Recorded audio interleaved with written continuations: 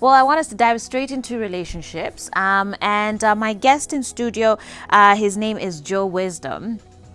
And he's here to talk to us about wisdom in relationships. He's an author, a corporate trainer, a pastor, director at Wisdom Talk Consultants, and a relationship coach. Karibu sana to the show. Thank you. This thank morning. You, Great to thank have you here. Thank you. All right. And you want to make sure that you're staying tuned because he actually has 2 of his books that he's going to be giving away to some lucky viewers today. So you want to make sure you stay tuned. I'll be giving you details as far as how you can win yourself this copy in just, or a copy of this in just a few moments here. So Joe, maybe first of all, you can begin by telling us a bit about this book. Yes. What is it about and who is it written to? All right. Thank you so much for having me, Joyce, and it's my pleasure to be here this morning. You're doing a good job. Thank you. And we love following you and what you're doing. Asante. And I've been sent with some saramus from some of your viewers. Oh, wow. Yeah, Gladys Moai, a good friend of yours who keep following you. Thank you. So Joe Wisdom is a corporate trainer, as you have said. I'm an author. I've authored several books, this being one of them. And I'm also a father, married to one wife, Linias Joe. I know she's watching. Okay. And we are blessed with 3 children, All right. 2 girls and 1 boy. Okay. So as I speak about relationship, I'm coming from a point of information and a place of authority, because something that I've gone through and something that I'm still going through, because relationship has no end. When I wrote this book, we wrote together with my wife. And when we talk about wisdom for relationships, we are basically talking about how people are able to relate to one another. And life, Joyce, is all about relationships. Our God is a relational God. That is why, even in Genesis, when he created, he did not do the job alone. He said that let us, because there was the Trinity. So our God is a relational God, and people are social beings. Our ability to move into our next level in life is dependent on how we relate with other people. And you find that because particularly maybe we might be going to even opposite sex relationship, and how people are able to transit from the single life, getting in love and getting into marriage, because most of the relationship will culminate into marriage, and to just people being dynamic in the way they relate with one another. Okay. One of the things that I also want to point out is that I am here because of a relationship. There is somebody who mentioned my name somewhere. Joyce, you are there because somebody mentioned your name, a relationship. Actually, the law of relationship dictates that every time you find yourself around 3 people, there's always one person who will be seated in a key meeting where key decisions will be made on who to be promoted next. And most likely is that if you related with that person well, they will recommend you. So it's about relationship and relating with other people well. Okay. Yes. All right. And why focus then? So this particular one, you focus it on singlehood, on love and marriage. Yes. So that specific type of Yes. romantic relationship. Yes. What are some of the key things that you think we tend to not be very wise about in these different stages of life? And we can begin with singlehood. Yes. What are some of sort of the pitfalls at which we are not very wise during our singlehood as far as relationships are concerned? Yeah. Allow me to say that being single is not a curse. Actually, from creation, God created a single man. Adam was not married, so he was a single man. And Adam looked like he enjoyed that life. It was God. It was not out of demand. It was not Adam who suggested to God that he needed a helper. It is God who saw. So there is no condemnation of being single. There's nothing like a curse of being single. Right. You can still enjoy life when you're still single. But also, you find that because of the way we are wired, you find that everybody want to be loved. Everybody want to be in a relationship. Everybody want to be in a place where they are being appreciated. So the reason as to why now, and some of the things that single people go through is the pressure. There is a lot of pressure from outside forces. Maybe your age mates are all married. Your age mates are doing well in life. They are employed or they are doing businesses. And in that, you find that some pressure will flow out to you. and you feel like you are not doing anything, you are not good enough. And because of that pressure, you find that many people are not able to stick to what God have called them to be. Right. So number one thing that I can say about relationships is that everybody, and some of the mistakes that these people make in relationship is not actually identifying who they are. You find that you have been carried, just like our friend who was just here some few minutes ago. He got into the wrong company because of pressure. And pressure is everywhere. Even men at 70s still have peer pressure. They still fight. When you find men at the age of 70 praying like children, you may not even think that they are doing that. So pressure is everywhere, and especially now when young people, allow me to talk about the young people, when they are together, you find that there's a lot of undue influence. There's a lot of influence that come from the outside forces, and you find that because they want to be like other people, they lose their personal identity in that relationship. Okay. Yes. All right. Well, actually, in your chapter 2, you talk about mistakes that singles make. And I'm just Yes. going to list a few of them and then we can discuss them. Number one, you say is confusion, that they're not very sure of what they want in a partner. And I find that Yes. very interesting. Secondly, you've talked about sharing too much too soon. And you say that that should be like medicine. Maybe Yes. very quickly comment on those first two very briefly before we go on break. All right. We begin So with number one with confusion. confusion. Now, the confusion that single people go through is that because of the pressure, you find that there's somebody who is showing off of their girlfriends or their boyfriends, and you feel like you also need somebody who is wonderfully made. You know, like the way we say there are people who are fearfully made, others are wonderfully made. And maybe God has graced you. He has given you somebody who is fearfully made, but they have a beautiful heart. Okay. You know, the beauty is in the inside.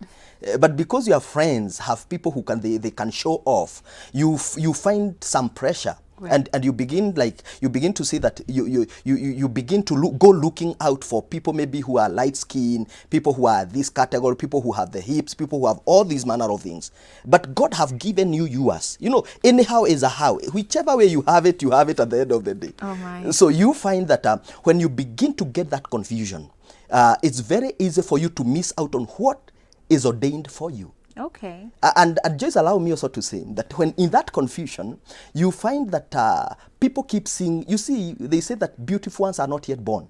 So this time you'll go to a place, you'll find a beautiful girl and you'll say, wow, God, I wish you can give me this one. But you'll also go to another town and find another person who look like they have just landed from the heavens. And that is how even young people begin to say, oh, God, if you give me this one, I'll surprise you. Because you feel like you'll never see such again. So there are those issues that people go through, that is confusion, not knowing exactly what do I want in a person. All right. Let me just read out a couple others. There's sharing too much too soon, like I mentioned, and you said that should be like medicine. Yes. But then there's the opposite as well, which is too many secrets Yes. about yourself, Yes. over expectations from the other party as well. There's this one about assuming the roles of a wife before marriage. I really want us to dive into that one when we get back from this break. Remember, 22999 is the SMS line. Today, in order for you to win this book, we're just going to ask you to share some of what is the wisest decision, one of the wise things you've done as far as dating or your marriage, and maybe one of the most unwise things you've done. If you can share those two things with me, you stand a chance for you to win a copy of this book right here by our guest. And with that said, we'll be back after this.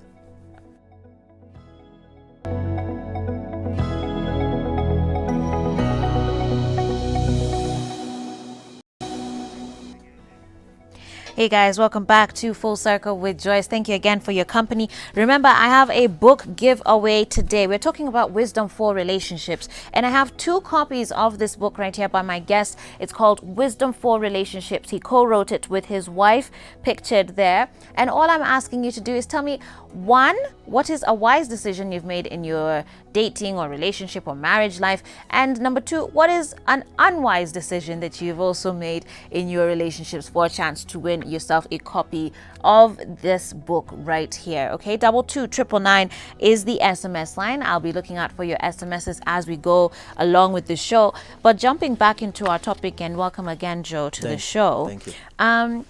there's something you have here as far as one of the mistakes that people make, you know, in when they're single. And you've talked about assuming the roles of a wife before marriage. And I'm curious to hear this, especially coming from you as a guy. Yes. Right? And as someone who is now a husband, and has your own children. And Yes. is one of them a girl? Is one of them a Two daughter? of them are girls. Two of them are girls. Yes, and one boy. All right, and one boy. So I'm just curious as far as what your perspective would be, you know, if at all, you know, your daughter, God forbid, later on in life, would have even dared to make such a decision as far as assuming the roles of a wife before marriage. Yes. Talk to me about why this is such a big mistake. It's a mistake because we usually say that if someone is really serious about your relationship, they should do it, they should marry you. But you find that many ladies will go on trying to praise the man, and they begin assuming the loss of a wife. You find that a young lady begins sleeping around, you know, offering herself freely to this man. During the weekends, she's busy there doing the cleaning, washing, just to prove to this man that she's a woman enough. But you see what happens, because you have said that you want me to speak from the man perspective. According to me, when I see such kind of a lady doing that or behaving in that way, I'll not see the need of marrying her. Wow. This is what they say, Joyce. Why buy a cow if you can get milk for free? If I'm getting these services for free, then why do I need to engage you as a couple, as a wife? Right. So I better, and you see some of these men who enjoy these things, they are not really into marriage. So then they know, they're just playing around with They know. That is why these ladies are trying now to get into their space as much as possible, because they know they are not the only ones in line. So they want to do things. They want to give. We usually say that the difference between the ordinary and the extraordinary is the extra. So this lady want to give the extra service to prove that she can do it, to prove that she can be a good wife. But according to the man, the interpretation is different. Wow. Yeah. I think that's very important, because I feel like there are ladies who kind of encourage their fellow sisters to do that. I absolutely do not agree with it as well. Yeah. But there are those who kind of encourage it. And Kumbe, you've just been doing the wrong thing. Yeah. It's great to hear it from a man's perspective, that actually the interpretation of it is way different from what you think. So you think you're actually accomplishing something, but turns out it's working against you. Wow. Okay. Okay. Well, I want us to move then from singlehood onto now, let's say, marriage or dating, let's say, leading towards marriage. And there's something you've called a marriageability menu. Yes. And this again is for both men and women, and you're kind of just talking about different things that I guess disqualify, would you say that? Yes, disqualify or qualify someone as good marriage material? Yes. Okay. Well, let's begin with the men. You have here a man without vision. Yes. Why is that so important? Joyce, is very dangerous to get connected to a man who has no idea of where he is going. And what does that mean? Because tukisema hivyo wengine wanasema tunawapea jamaa sijui pressure. We are not looking for money here. We are not looking for your background. We are talking about a vision, having direction, knowing where you are going. Remember, if anyone who doesn't know where he's going, he'll never get lost. Because anywhere, he has no idea of where he's going. He'll never know when he's doing wrong or when he's doing right. So a vision is a prerequisite of being in a healthy relationship. You'll not drag me into a confusion. Actually, most of the people will be dragged into confusion by men or by ladies. And after some time, that's when they are telling God, I agree a cut. And it's like, how do you expect God to come and intervene? He is not at the author of confusion in the first place. God will never support your confusion because he's not part of it. So having a vision, if the man is serious about you, let him go and seek from God. Let him receive a divine vision. When he is coming to you, he is telling you that this is where I am, but this is where I'm headed. Right. So and again, I like that you're saying that. It's not necessary, because to those ladies who like saying, Ati, but you don't have it now. It's not about saying if you have it now. Yes. It is about seeing that this guy is committed to getting somewhere in life. Thank you. And actually, even the question is, you have come into his life, what have you come to do? Okay. You know, you have come, yes, you are married. What are you marrying? Because actually we say people don't follow people. People follow vision. The reason as to why we are in switch today is because there is a vision. There's no way you could be just anywhere. People for a vision. And the greatest also confusion on the issue of vision is that when you study the word of God, you realize the Bible says that women are supposed to walk in submission. That word submission comes from two words, sub and mission. Sub means part of something. Mission basically means the execution of the vision of purpose. So the woman should be part of the vision of a man. So when you come and you want to walk in submission and there is no vision, then that means that two blind people are walking to an unknown destination. Where? It's very dangerous. Marriage matata. Very dangerous. It is catastrophic. Catastrophic. Yes. My goodness. Okay. So for there's about men with vision. Yes. On the part of the ladies, you have here part of what makes women unmarriageable is being a foolish woman. Yes. Tell me about that. And you've quoted for us Proverbs chapter 14 verse 1, which says, a wise woman builds her home, but a foolish woman tears it down with her own hands. Yes. A foolish woman is a dangerous woman in the house or in a family. Because you are getting into marriage not to do comedy, to build a home. So if you don't have the raw materials of building that same home, then if you are not constructing, you are destroying. What makes her a foolish woman? She becomes a foolish woman because she lacks the necessary ingredients of what a wise woman should have. Like, for example, there are women who love getting into fights every time, getting into arguments. Actually, when a man is silent, they feel like there's not enough peace in the house. You find your man is just silent there with his phone and is like, hey, ukiona umenyamaza hivyo, there must be something you're hiding. And the man is just there. Troublesome. Foolish women. Women who will even close their doors because their husbands are late, been late coming to their house. And you're telling him, go back to where you are. Where? That is foolishness. Because the first thing, if he is late anyway, receive him first. Because it is even safer for him when he is in the house. Find out why he was rather late, than sending him away to where he was. He was. When you study a woman called Abigail. Yes. Abigail was a wise woman, but she got married to a foolish man. Yeah. Nabal. Which his name actually means fool. Actually, his name, names have meanings. We should be looking at what our names mean. Anyway, now, Nabal means a fool. So Abigail married a fool. Now, what happens to you when you marry a fool is that he'll always be dragging you into trouble. You can imagine David was to kill the whole of that family. He was to execute the whole of that family. Were it not for Abigail, a wise woman, who followed the servants of David and told him, don't take heed to what my husband has said. He is only a fool. So a wise woman can save her marriage, can cover. Yeah.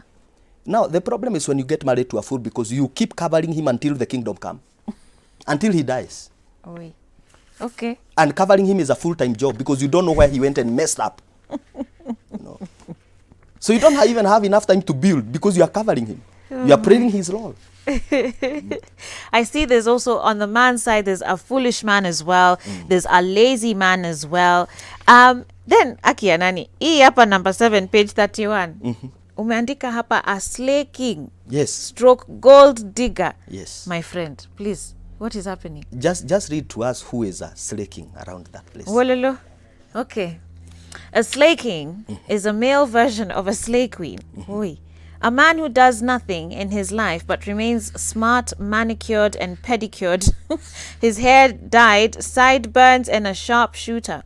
Their work is to keep posting their photos on Instagram and other social media platforms, not selling any products in particular, but parading themselves and showcasing their looks. They have even infiltrated the church and some even pose as instrumentalists. Oh my gosh! You know, I have many instrumentalist friends. These are his words. I just need to make a disclaimer. These are his words and not mine. But through this, they are able to trap innocent young ladies who are waiting on God, and cunningly and pretentiously are able to win their trust, thinking they are serious about the relationship. And you say you may not blame the ladies for falling into this trap, but you would want to advise them to be very careful before committing to a relationship. Yes. Wow. It's very dangerous. People have come shopping in church for good girls. Yes, and they are there.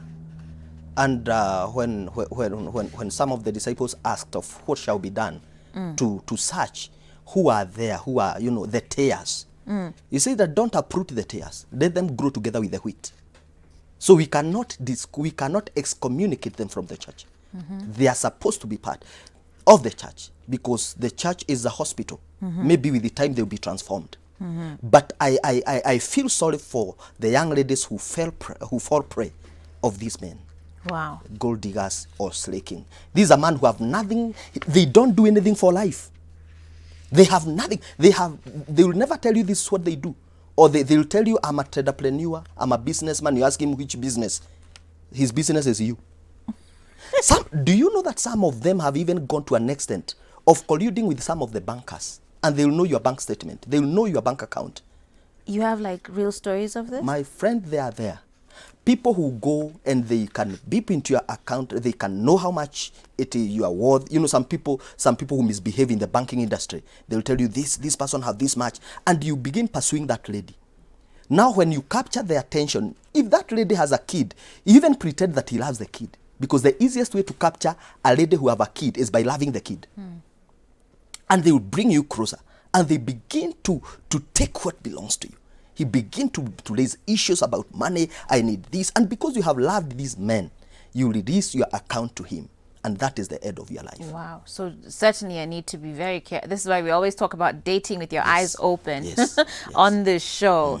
But I want to move on to another point then, which is you have for both men and women that part of their unmarriageability is being unforgiving. Yes. Talk to us about that one.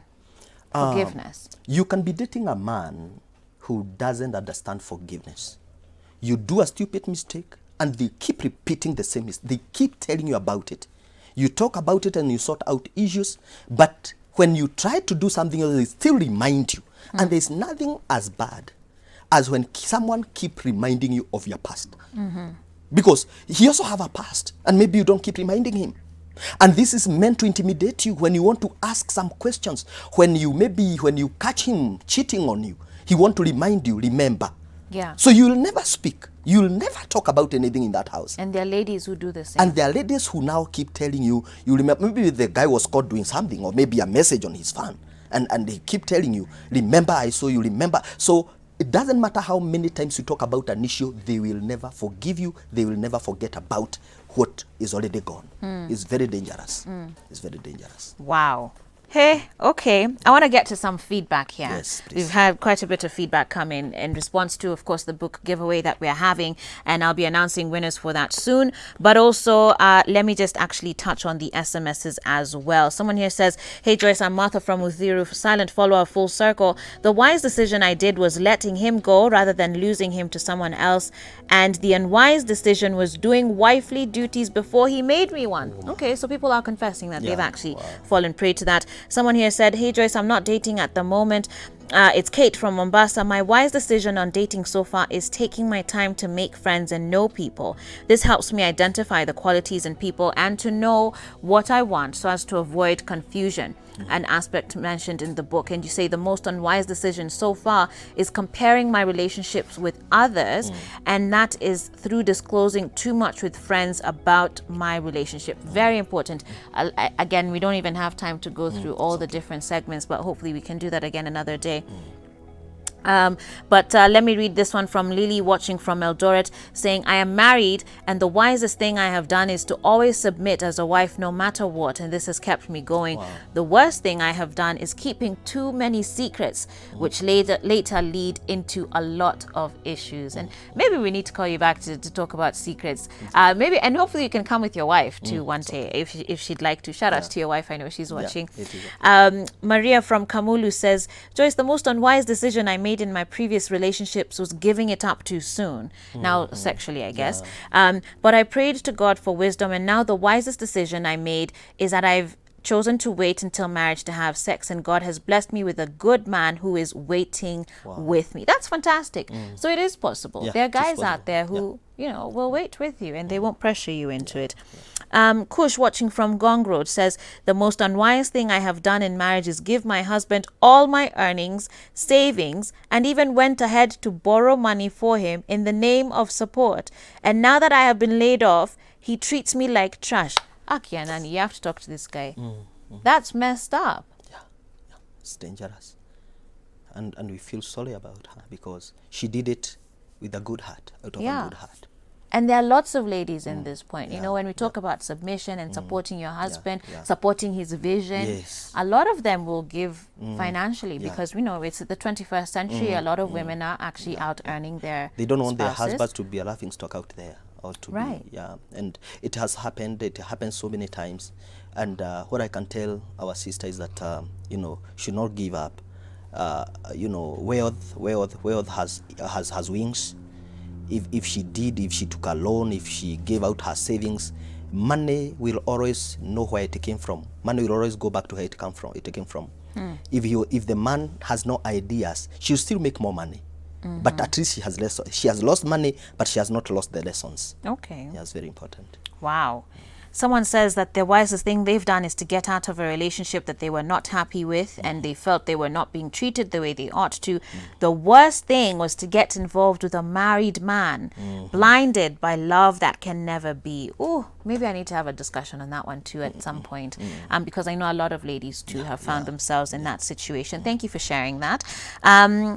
Another thing, and someone says, the unwise thing I did in my relationship is to force my girlfriend to make love with me, or to me, I guess, and she agreed because she never wanted to lose me. It destroyed my relationship since I felt I disrespected her, and I do regret why I had to force her. And you say, I wish I waited. That's from a guy. Thank you so much for sending that through.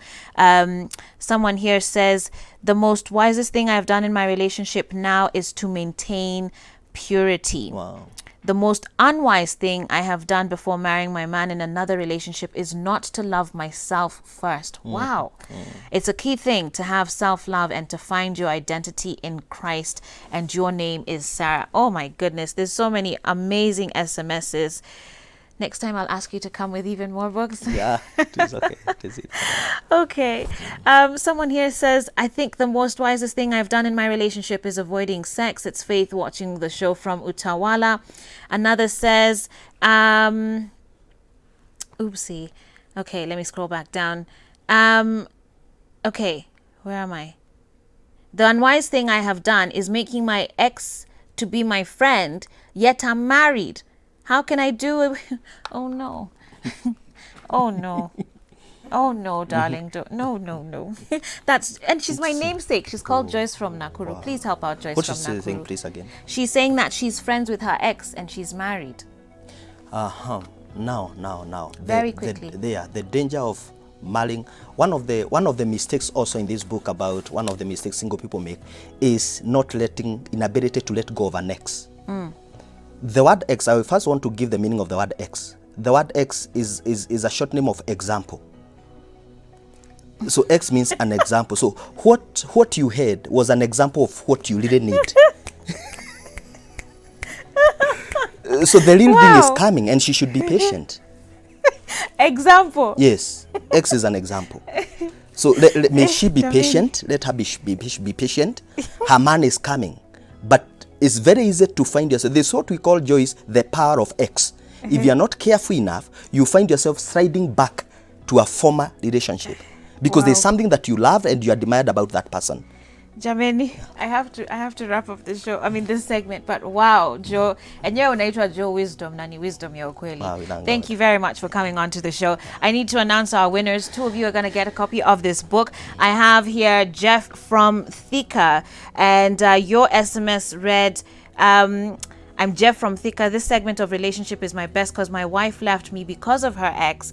Na nilikuwa na a lot of stress and you helped me with this segment. So please help me with this book for more healing. Jeff, you win yourself a copy of this book. Your number starts with 0790, ends with 539. My other winner is Kate from Mombasa.